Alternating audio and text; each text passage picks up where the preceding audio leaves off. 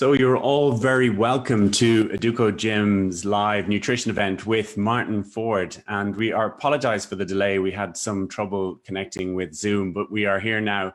So I want to just give a very quick introduction for Martin so that you get an idea about his background. And honestly, I can say that we are so excited to have him with us. And Martin is a graduate of the British College of Naturopathy and Osteopathy, which is now the British College of Osteopathic Medicine. And he has extensive experience in the practice of holistic medicine. So he's currently the international nutrition consultant to the National Cancer Hospital of Mongolia, of all places, assisting and educating in the use of nutritional therapies in medicine. And as president of the Irish Association of Holistic Medicine, he has personally trained several thousand holistic practitioners, particularly in holistic nutrition and dietetics, and in Ki massage, which is the application of the life force in massage. So it's a very particular type of massage. He's also worked very closely with Dr. Tony Quinn. He instituted and taught the training course for Educogym trainers. And he's also designed and marketed several top-selling food supplements, including Cell Rejuvenation Mix, which we'll hear a bit about, for detoxification and also cell renewal. And he's also come up with the formula for Nova, or helped with the formula for Nova, which is for male enhancement, and also ProForm 100, so which some of you, I'm sure, are familiar with. And it's the first and only super complete protein. And also, in addition to that, LipoClear, which is a cholesterol reducing protein, and also ProFem, which some of you will be familiar with, which is a protein specifically for ladies. And just to say, personally, I studied under Martin a number of years ago, I think almost 14 or 15 years ago. And I can honestly say he is like an encyclopedia when it comes to nutrition. And it was one of those courses, it was a year in duration, but it was one of those courses that you wish you had another year or two with him to really glean all the information from him. So he's absolutely fantastic. So I'm really looking forward to this. It's great to be able to interview Martin. And thank you so much for joining us. You're very welcome. Jamie, it's a pleasure to be here, and thanks for the great introduction. I'll try and live up to it. Yeah, no problem at all. So we were going to, obviously we're going to talk about immunity, and we're going to approach it in a slightly different way, because some people are going to be familiar with immunity. Obviously it's a hot topic at the moment with coronavirus, and we're going to look at it, maybe approaching it from different angles. So maybe you'd understand, just for generally, or maybe help people generally understand who are watching this, what is immunity, or what are we talking about exactly? Well, we're looking at resistance to illness, aren't we? About 15% of people or so, we're told, never get ill. And we find that, you know, in the population in general, if you look at the coronavirus situation, there's a large proportion of people get it very mildly and are hardly affected by it at all. In fact, some people aren't at all affected by it. How do you get to be one of those people? And I got to say that my area being nutrition, I'm surprised that there's no attempt to correlate nutrition to whether people do well once they get this virus or do badly. But there's plenty of scope for it. For instance, we have a lot of material about the use of vitamin C, zinc, and possibly vitamin D in fortifying yourself against the possibility of doing badly with it, we put it that way. But there's no research actually on that.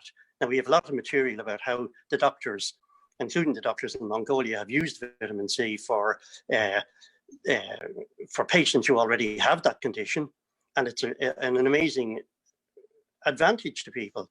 The Chinese doctors found that the effect of including vitamin C in the therapy, and that was at fairly large doses now, to be fair, was that the people didn't suffer from what's called the cytokine storm. And that's where the overactivity of the immune system can literally overwhelm the situation and cause death. So they were able to prevent cytokine storm by taking early action and giving the people high amounts of vitamin C. And we know that in China and Korea, lots and lots of the doctors and medical staff fortified themselves with vitamin C. And there's very good record of them doing well in the face of the infections. Because I think that's a very important point to get across to people, because, you know, some people would have run out there and really tried to boost their immune system, almost taking mega doses of some products. But we're really talking about a balance in the immune system, aren't we? It's not, we don't want it to be hyperactive, and yet we also don't want it to be depressed. So what steps can we take to make sure that we've got a good balanced immune system? One of the first steps to do is to have a look at what you're eating and see, is it too artificial? Is it coming from the wrong kind of farming background, such as intensive production of chickens, etc.? Is it coming from a situation where lots and lots of artificial fats or commercially treated fats are included in the food? Is it including maybe, snack foods or artificial foods in some form or another, none of which are very helpful to your immune system? What helps your immune system is clear eating, in a sense that it's foods that are close to nature.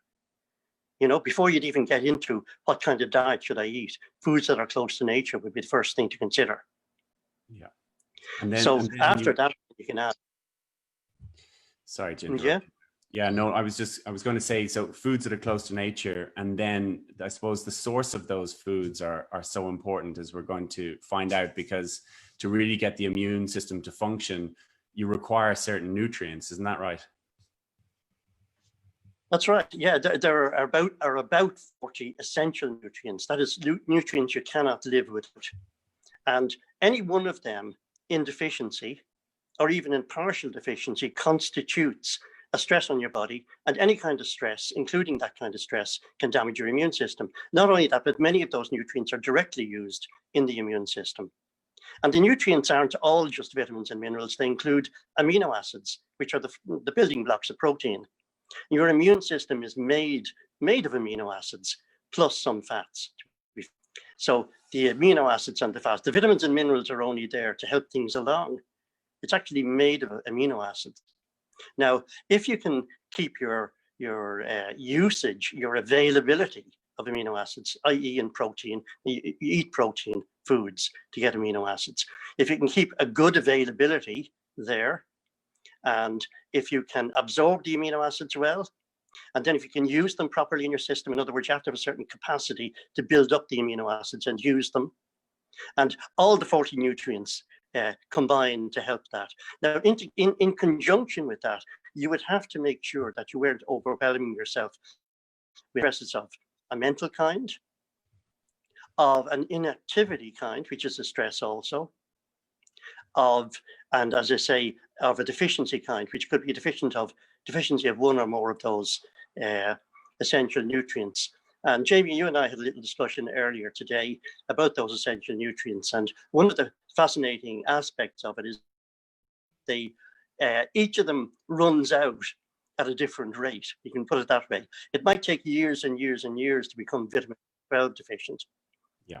But if you want to become vitamin D deficient, it only takes a few weeks. Yeah, that's incredible. Zinc deficiency. Yeah, it's just incredible for people to realize that. So that, just to sum up, what we're saying is that you have 40 different nutrients. They come from 4 different categories. So you have vitamins, minerals, fats, and proteins. And proteins, you have 8 essential amino acids. And then with fats, you have a collection of essential fatty acids, correct? And then we have different lifestyle factors, which will very much affect you and put stress on the body. A lack of activity, so a lack of exercise, for example, puts a stress on the body.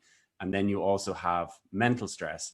And as we were discussing earlier, I just think that's fascinating. Some people you don't almost realize that you're lacking or deficient in a certain nutrient, for example, a vitamin. So the likes of vitamin B12, it can take 7 years for the body to deplete fully. But other ones like zinc, I think you were saying maybe it's a few days. Maybe vitamin C, it might be 6 weeks. That's correct. That's what we're along those lines. Well, vitamin C is an interesting one, because scurvy only happens in 6 weeks. It takes 6 weeks for scurvy to occur. But certain situations can deplete your vitamin C incredibly rapidly. For instance, if you catch any kind of coronavirus, even an ordinary cold, that depletes the vitamin C in certain cells, like the white blood cells, really, really quickly. Wow. So, these things are all variables, but the risk is there. This is why people maybe who are interested in good nutrition, and also possibly in food supplements, vitamins, minerals, amino acids, the whole thing, why they may choose to take care of their diet, and they may choose to eat close to nature, if it's possible, and to get the right balance in their diet, and possibly to use some food supplements to help achieve all of that. Great. So then if we're looking at then for what steps people could take, I guess then the nutrition, eating whole foods close to nature, and also from a good source, because if you're using them from, if you're getting, for example, you're eating chicken, which is not free range, maybe it's from a caged bird, it's going to lack nutrition. It's also going to be pumped full of all sorts of things. So the depth of nutrition, it's almost like foodless food. So you definitely want to make sure that the food that you're eating is dense in nutrition. That's really important, isn't it, particularly for your immune system? Well, if you can achieve that, that's absolutely amazing. And people who like to eat wild game speak of how strengthening it is. You see, because wild animals, wild food is likely to be much denser in nutrition than that which is produced on artificial feed in an artificial environment. Yeah. And possibly when you crowd a lot of animals together, the danger is that there can be various kinds of, infections. Even to be fair, despite the great efforts of the food safety authorities, there's still a problem with bacteria in chicken. And those bacteria, fortunately, if you cook the food really well, it kills the bacteria, but it doesn't necessarily kill the toxins that those bacteria generate. There's a lot of subtlety in this that may be missed. Right. I find it absolutely fascinating. And genuinely, I know that it makes such a difference, particularly when you eat food that really is dense in nutrition. It can make such a difference to you. And so we were talking then also before we started, we were talking about some factors involved with aging and how that can impact your immune system. So maybe you might just touch on those. Yeah. From a nutrition and biochemical point of view, the main features of aging are a loss of tissue as you get older, which essentially your tissues are made of protein. So that loss of tissue can deteriorate not only every gland and body, but also the immune system. The immune system, as pointed out, is actually made of proteins, and it's generated by a set of chemicals in your body related to nucleic acids, DNA and RNA. So they all come into it from the point of view of immunity, very much so. The second thing that happens in aging is that the circulation closes down. And this is something that happens to almost everybody. And so, you could have a special diet geared towards opening up your circulation. And that's probably the best diet of all to be on. Because if you can keep your circulation open, then the immune system resides in different parts of your circulation. It's not just the blood circulation, it's in the tissues as well. So all of that has to circulate really well. And if it circulates really well and properly, by the way, the tissues, as I say, holds the immune system. Yeah, we're still there. I have to do something with my battery here, Jamie, if you'll excuse me. Yeah, of course, no problem. So it is important. There's no problem. So it's important for people to realize that part of the aging process after the age of about 30 is that you start to lose muscle tissue. And the problem with losing muscle tissue is it's not just from the body you see, but it's also from your vital organs as well. So by the time you're 70, for example, your heart can be 30% smaller. So that naturally is going to affect things like your glands, which secrete your hormones, which Martin touched on there. So part of aging is that loss of muscle tissue, and then also the effect that it has on your organs, and also the effect that it has on your hormone secretion. And most people are generally aware of parts of that, but maybe don't actually put it in context of their own body. Then from the point of view, obviously circulation then will slow down as you get older. So if your heart isn't functioning quite so well, or it's not as strong as it was when you're younger, that affects your circulation, and the circulation directly then impacts your immune system. So you're back now. So that would be a good summary. I No, think. very much so. Right. Well, what a great summary, Jamie. That's certainly all the case. And I was going to mention that if you take the blood is one thing, but if you take the tissue circulation, and that includes the lymphatic system, but also the tissue circulation itself between the cells, it's like a massive control system, which is largely your immune system. And it controls the transport of various things through the body. It can allow certain things through, like your immune system, and it must close down for other things, such as unwelcome viruses, cells of an undesirable nature, etc., etc.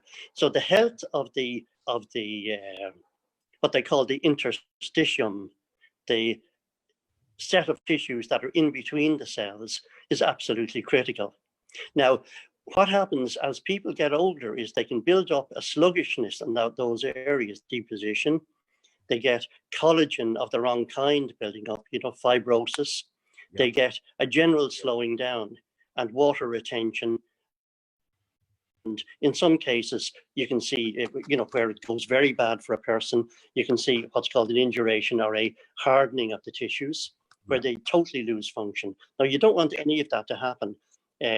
You need to keep your tissues in the baby state, more or less. They need to be open, flexible. They need to breathe properly. And this is where, a diet, foods, like for instance, you could take celery or beetroot. They're well known to open up the circulation. They're only one part of a good diet. There are good food supplements such as Nova that do it. Do you know what I mean? We developed them especially for this particular function. And once you can keep the circulation open properly, then the immune system will tend to work very well. Incidentally, there's a growing body of literature identifying nitric oxide, which is the element that opens up your circulation in this way, identifying it as a very important factor in whether a person lives or dies under the coronavirus, just so you know that. So because say that again. So there's a growing body of literature that talks about nitric oxide in relation to, did you say coronavirus? Hmm? Did you say coronavirus? Yes, that's right, because I did say coronavirus, yeah. And people should know this, that a major problem apparently with the coronavirus is that particularly in young people, the blood clots unexpectedly all over the body, which is the opposite of what we're trying to do when we prescribe a diet that opens up the circulation. I mean, and the exercise, by the way, when you recommend exercise, Jamie, you're recommending something that brings up nitric oxide to open up the circulation. It's the very opposite of what happens when the person suffers in the way that I've just described and the circulation fails. And when that circulation fails, there's unfortunately a high risk of death. Now, the majority of old people have a problem with their circulation. It's reduced. It's not as active as it should be.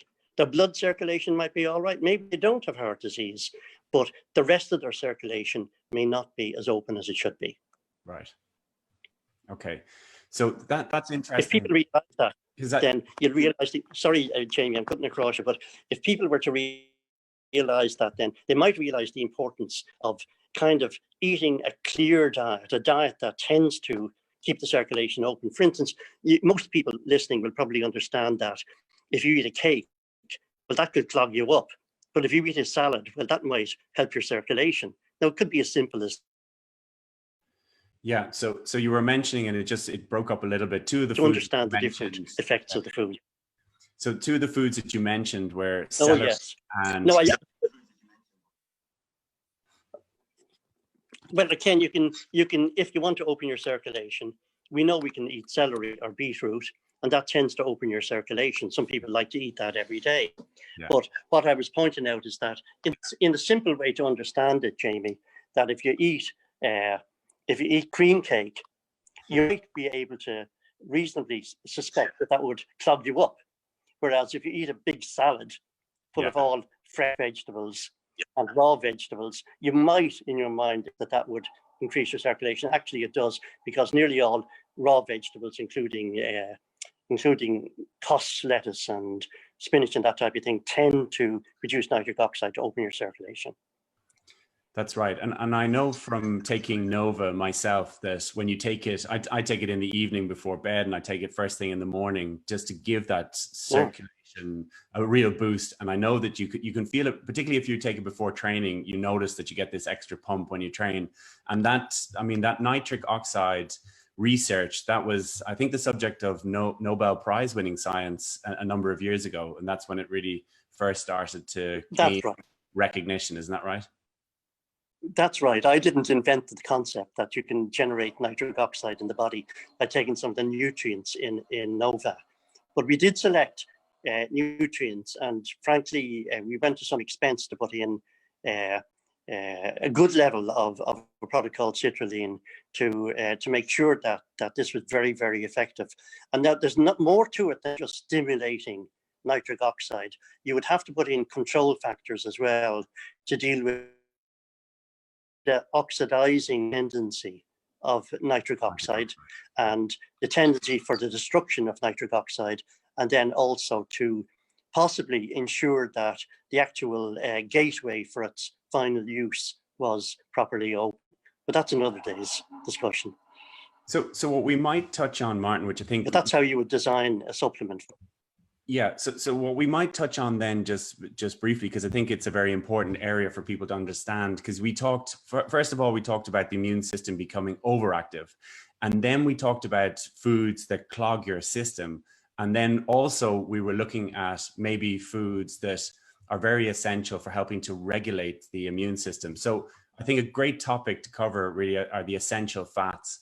And it's a topic that we've covered before in this series, but you might be able to explain, and well, I know you will be able to explain very well, really the importance of the balance of fats, what fats are going to cause an issue, and even what fats literally can almost poison the body. So maybe you just touch briefly on that. Right. It's important to understand that the weight of the omega-6 fats, right? These are fats which are found in plant oils, sunflower oil, safflower oil, that type of thing. The actual weight of those in the diet has dramatically increased over the last 20 or 30 years. This is a story that's well known, but it's worth repeating. And as a result of that, people are taking very large amounts of omega-6 fats into their diet that they never had before. In the traditional diet, this didn't exist. Not only that, but animal feed is full of these, and so the animals are full of it. So any feed animals, food animals, tend to be replete with this. Now, this is where, correctly so, fish oils are the most popular supplement on earth, and people should take fish oils. Frankly, I think that from time to time, and by that I mean every 3 months or so, give yourself a course of a high amount of fish oil. It builds up in your body, stays in your body. If you forget about it for a while, it doesn't matter, go back on it and it'll stay in your system. And it does tend to redress the balance. And it tends to prevent things like overinflammation, such as is such a hazard there with our current health situation. But I would mention also that, in Mongolia, we were talking about vitamin C, and some of the doctors over there they're actually arranging a symposium next week that I'm contributing to on vitamin C and the use of vitamin C as a preventative and possibly as a treatment for not only for coronavirus, but also for other things that they're affected with. They have many different health problems. They have a different set of health problems in Mongolia than we would be used to here. And they also have quite a different diet. One feature of their diet is that it's very high actually in animal protein. And I'll be discussing with them different ways of balancing out the diet and what could be helpful from that point of view. So vitamin C and probably zinc are two nutrients that spring to mind in regard to even prevention, because they do tend to strengthen your immune system. If you're low in vitamin C, then it does weaken your immune system. It's quite easy to go low in vitamin C, quite easy. So unless you're taking really a substantial amount of vegetables and fruit, then the possibility is you go low. Now, as regards a treatment for any kind of inflammation or any kind of mild infection, we can't claim that this treats coronavirus, Jamie. No. although doctors do use it for that.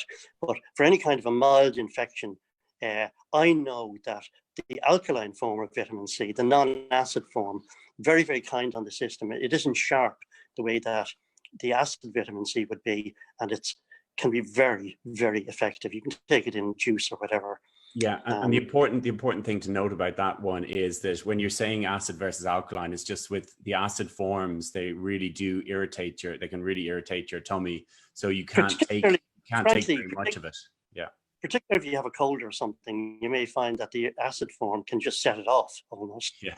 You know, the alkaline form tends to not quite have that effect, although you can sometimes get a slight effect, the immune system being stimulated, but it'd be very, very small. So just going back to fats though, Martin, just so people understand what omega-6 oils are, that when you look at a label, it's polyunsaturated fats. That's the polyunsaturated oils. So again, it's correct. from seeds, from nuts, vegetable oils, yes, oils from sunflower and corn. Sunflower, yeah. And I think people have looked to avoid eating saturated fats, which often traditionally people used to cook with. Now there's, it's far more, and like you said, an animal feed as well. So we touched on it earlier, wild game, they're going to tend to eat their natural diet, which will be much higher in omega-3, whereas an animal that's farmed will typically be fed grain, which is very high in omega-6. And therefore you're eating, if you are eating animal protein, you're consuming large amounts of omega-6 because of the diet that you're consuming, which may be the animals. You explain it very well, Jamie, and I'll put another rider in there, and that is that in animal feed, very often they add oils, and they'll add omega-6 oils, and they do that to bring up the calorie count and to bring up the fat count. And so it's not just from grains as such. When they add those oils in, then you're really shooting up the possibility of building the omega-6 up in the tissues. Yeah. So the other great source of the omega-6 are any kind of artificial foods. Chips, potato crisps, they're all fried in oils that may contain omega-6. Yeah. In fact, you're caught between a rock and a hard place. The omega-6 can be hydrogenated to make a more stable oil, but now you're looking at trans fats, and so now we have more of a problem. Yeah, so you're better off. Margarine, for example, or shortening used in cakes or biscuits or anything like that. Exactly that. Yeah. These are hazards, and then you mix that all up with flour and sugar in particular, and you've got a mixture possibly the body doesn't handle that well. In the end, if you have too much of that, I mean, obviously you're going to enjoy your birthday, but if you have too much of that on a continual basis, it doesn't really help your insides, we'll put it that way. Your body may not be able to properly absorb the nutrition out of those. And then the effect that it also has on depleting your vitamins and minerals as your body tries to handle it, isn't that right? Well, element of that too. Carbohydrates, if they have, if you're involved in nutrition therapy, as I am, constantly, you take a diet history from people and you find that they are eating carbohydrates morning, noon, and night. Now that can be a good thing or it can be a bad thing. And you look at the type of carbohydrates, and there can be a certain amount of sugar involved, as you well know. So you look at the sugar. The sugar, of course, depletes nutrients. They can have other things in it that depletes nutrients. And there's anti-nutrients in the diet. But you could say then that sugar is going to require B vitamins and zinc, for instance, and magnesium for metabolism. So the more you fill the diet up with that, then I'm not saying people who are watching this are going to be doing a lot of that, but you get the idea. In other words, that if you don't have nutrients that contribute to the diet, then they're going to detract from the diet. Okay. Brilliant. This is a very real thing. This is the French paradox, by the way. The French paradox was that the French, when they looked at the circulation and heart disease and that type of thing, appeared to be protected because they may take foods that contain protective nutrients, whereas another person would take foods that don't have those protective nutrients, you know. Okay. And on rather similar diets, they did rather better. So we touched on something else earlier also, Martin, and we were, before we came on live, and we were talking about how different countries are now looking at recommending multivitamins. So maybe just briefly touch on that, would you? Well, this is something, when you asked me to do this, it just landed in my inbox. This was a study from some academics from the UK, from New Zealand, from Finland, and they got together and they did a paper showing that if you take vitamins and minerals at a higher level than the recommended daily allowance, and you keep going with it, that has a beneficial effect in terms of your immune system. And I would 100% agree with that.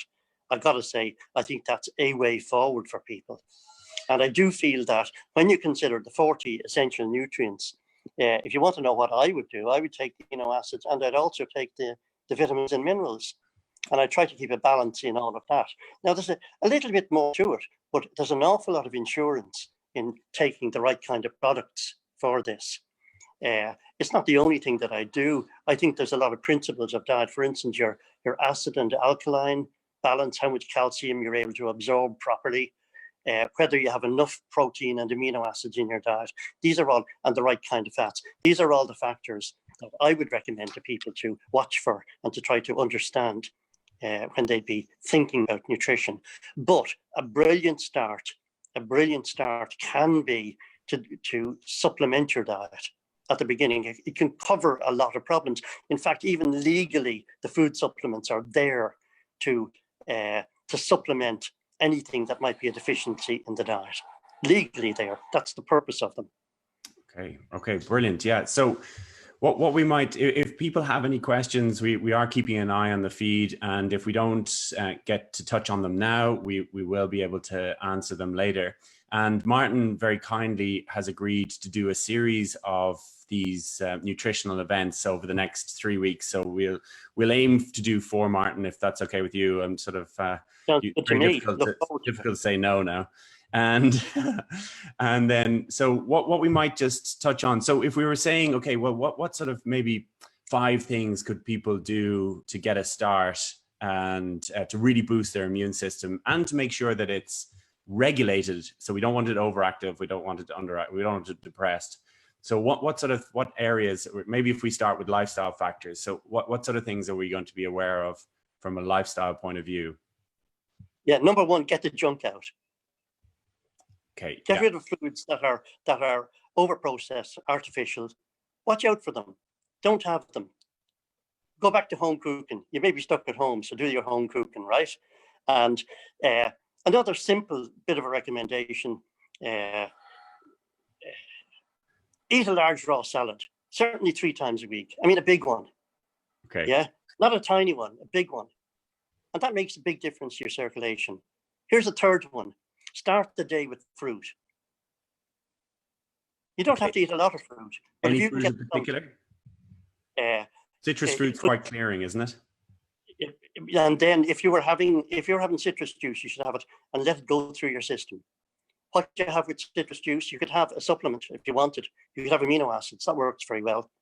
You could squeeze out 2 oranges, 3 oranges, and drink that down. Have that 3 times a week. And when you say allow it to go through your system, you mean to leave a gap before you tuck into your eggs? Yeah, with the juice, I would take that approach. With the juice, I would let it go through the system for an hour. Let it be absorbed. Okay, brilliant. And then exercise obviously is going to be very important, particularly as you get older, because that's going to improve your circulation. And we would recommend resistance-based exercise because of the impact that it has on helping you to maintain muscle mass. Absolutely. Opens up your circulation, pulls in the protein, pulls in the amino acids, normalizes your hormones, stabilizes your mental state. Teaches your focus and concentration and attention. So that you tend to radiate life force as a result of that. You know, you'll influence things effortlessly in your life, beneficially. Who wouldn't want that? Radiating life force. I like that. And So then, so from a food point of view, we've talked about it. So we've said the citrus juice in the morning can be good, but fruit, because of its high levels of antioxidants, vitamins, minerals, salads, clearing effect, but also density of nutrition. Trying to eat, I presume, trying to eat food from a good source. But so, Jamie, sorry to cut across you. Go for it. I'm going to tell you that to me, sorry, I know I'm cutting across, but I'm looking at my battery here and I'm not quite sure if I'm getting the charge I should. But I'm saying that that to me, a sufficient flow of amino acids. You see, the thing about amino acids is this, right? That if you take them in the most absorbable form, they stimulate protein formation. And that is what people, particularly as they get older, lack. And also people who, you know, may be following a low protein lifestyle. You know, you may decide you're a vegan. I don't necessarily think the low protein part of it works out for everybody. But if you were doing that, then a source of amino acids, and it need only be the equivalent of a couple of eggs in terms of pure amino acids, then wow, that makes such a difference. And in fact, it's immediately energizing for the person. And boy, does it support your immune system. So I'm pointing people towards that, even away from, I mean, I love herbs and I love vitamins and all the rest of it. But people think that that's exactly what will do it for them. No, you have to put in the foundation. And one of the foundations is to have a good flow of amino acids in your system. Great. And you yes, get that building blocks of protein. And maybe a bit more good protein than you're used to. And my favorite then, those amino acid supplement, you know, amino energize, you know. Yeah, the amino energize is, what is it, 23 free-form amino acids, isn't that correct? Well, this is it, and it works very, very well to support the system. I mean, it's such a difference, you know. Yeah. And so then there you go. a course of fish oils, we think that would make a difference to rebalance it. So because it's really the ratio of omega-6 to omega-3. Am I right in saying 1 to 1? You've never done this, Jamie. If you've never done this, if you've never given yourself a course of high-end fish oils, then you should do this. Now, I know you have, but I'm talking to our audience here now. If you've never done that, do it. It'll make a difference to your life. Yeah. Okay. You take maybe 4 or 5 grams for a time. You take 5 grams for a month, and it changes around the whole oil profile of your body. Very, very good. So mental stress, we did touch on it earlier briefly, and we were discussing it before we came on live, but and I'm going to promote our event tomorrow. We are doing Relaxation with a Purpose at 12 o'clock tomorrow. But it's so important, isn't it, Martin, to make sure that you're not stuck in those kind of murky thoughts, constantly stressing yourself out mentally, because that obviously, and I think people are very aware of it, that really does suppress your immune system. Jamie, if you go on the right diet, if you can get yourself on the right diet, get the circulation up, get the amino acids right, get the vitamins and minerals right, but even so, even more your protein formation, you'll want to run through walls. Honestly, you'll be that energized. It's impossible to have a down mental attitude if you feel like that. That is absolutely true. 100% agree with that. So I'm just wondering, was there anything else that we needed to cover? I do think that cell rejuvenation mix, that the formula that Educo Health came up with, that you were heavily involved with, I think that's a brilliant product. I notice when I take it, if I got something like a cold or a flu and I'm taking, I double my dose of it, I notice it knocks it out very quickly. So I think that's a brilliant product. Okay, Jamie, I reformulated that and we reduced the amount of tablets people had to take, and we increased the active detoxifying ingredient in it. Now, it's essentially a detoxifier, so that people are always looking for a detox. Should I do juice fasting? Should I do a fast? Should I do this, that, and the other? Yeah, maybe you should do all of that. But it's what you do every day that really matters. If you take something like Cell Rejuvenation Mix, it upgrades your detoxification process in the body. And that's what it's for. As well as that, it gives you a complete multivitamin and all these immune supporting plant extracts that constitute it. So we tried to keep up to date with everything from that point of view. Yeah. For instance, it also contains coenzyme Q10, which is a very important cellular nutrient that you only need in small amounts. You benefit from it, but if you can't consistently take it, it makes such a difference.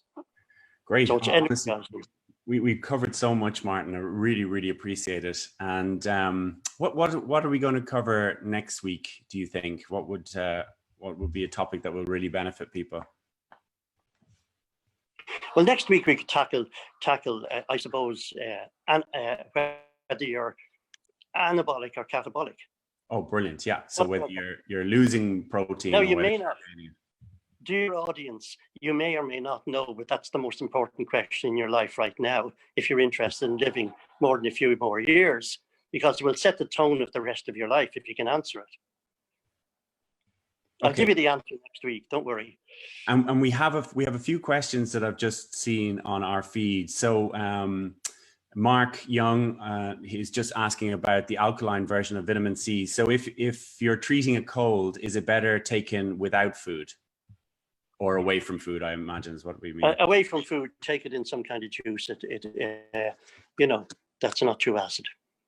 And Linda is asking about Nova with amino ore. I mean, I think I know that we can't take those two products together. Isn't that right? That they are probably going to. You can, but for maximum. Yeah, go for it. You can take them together, but for maximum effect with the amino ore, I wouldn't take them with Nova. No, I'd take the Nova separately. Okay, great. I'm just trying to see if I can bring up a few more comments, just to see. One time, you know, I had a long discussion with a friend the other day about how to use amino ore effectively, and maybe that's a topic we can cover at some point. Okay, brilliant. Yeah, absolutely. Great. I'm trying to look through the comments here, but for some reason, every time I try to expand them, I'm only getting a few of them. But we will answer any questions that you have. Yeah, and we can cover them next week. Yeah, and get them and I've roped you answer every questions. Brilliant. Martin, honestly, thank you so much. I hope people watching this are enjoyed it. And I know that it will be recorded on Facebook, so people will be able to view it later. So if there's anything that you missed, you can go back on. And thank you so much again for joining us. It's always a pleasure hearing you talk about your passion of nutrition. So thanks, Martin. If there's anything else that you feel that we need to finish on, and all good? No, thanks, Jim. And I feel that there are some action points there that you drew out. And if we're talking to people who haven't quite taken the action yet, then they know what to do. Brilliant. So forward to meeting you all again. Yeah, thank you so much, everybody who has tuned in for this. We really appreciate it. We did have a little bit of trouble with Zoom on laptop to laptop. So if you notice that Martin we've got a small amount of shake in the video, but we will have it resolved, I think, next time. And thank you so much, everybody, for joining us. And we look forward to seeing you either at one of our other events or next week for more nutrition. Thanks again. Goodbye.